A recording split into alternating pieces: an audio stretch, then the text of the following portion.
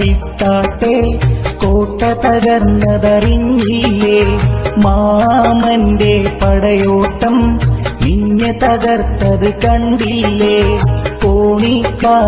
വിട്ടാട്ടെ കോട്ട തകർന്നതറിഞ്ഞില്ലേ മാമന്റെ പടയോട്ടം നിന്നെ തകർത്തത് കണ്ടില്ലേ വിട്ടാട്ടെ കോട്ട തകർന്നതറിഞ്ഞില്ലേ മാമന്റെ പടയോട്ടം നിന്നെ തകർത്തത് കണ്ടില്ലേ വിട്ടാട്ടെ കോട്ട തകർന്നതറിഞ്ഞില്ലേ മാമന്റെ പടയോട്ടം നിന്നെ തകർത്തത് കണ്ടില്ലേ.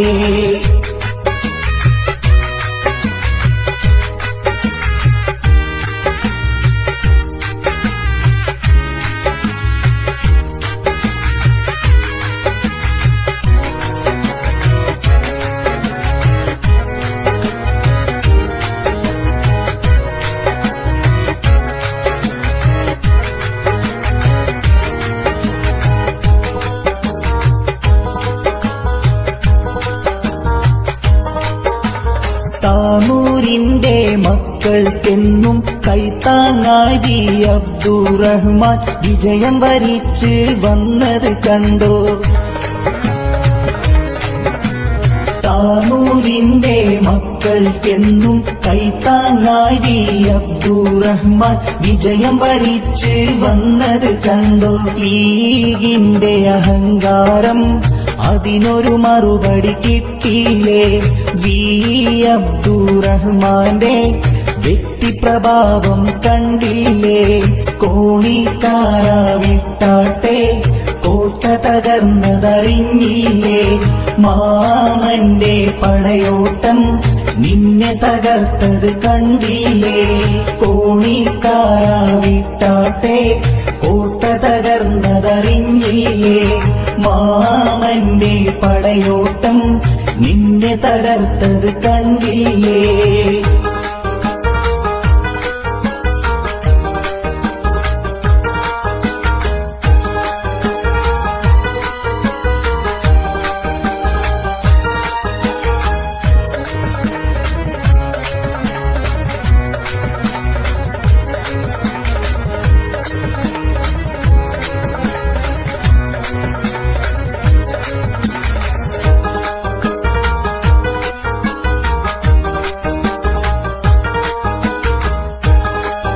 നമ്മൾ ആദ്യഘട്ടം വിളിച്ചപ്പോൾ വലിയ ഉയർന്ന നിരക്കിലാണ് കരാറുകാർ അത് പൂർത്തീകരിക്കുന്നത്. ആ നിരക്കിൽ ഈ ടെൻഡർ നൽകാൻ സർക്കാരിന് നിർവാഹമില്ലാത്തതിന്റെ പേരിൽ വീണ്ടും ഇപ്പോൾ ടെൻഡർ വിളിച്ചിരിക്കുന്നു.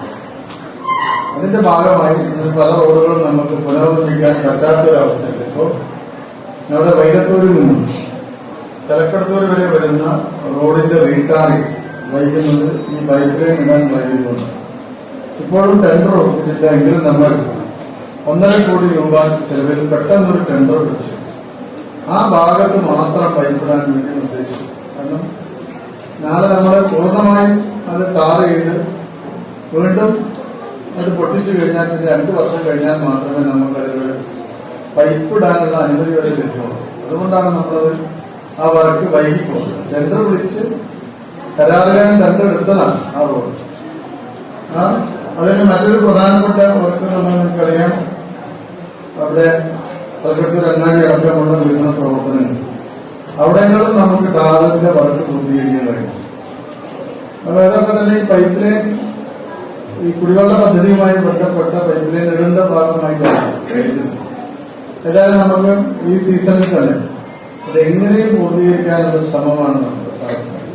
അങ്ങനെ ചെറിയ മട്ടത്ത് ഈ വർക്ക് പൂർത്തീകരിച്ചാൽ മാത്രമേ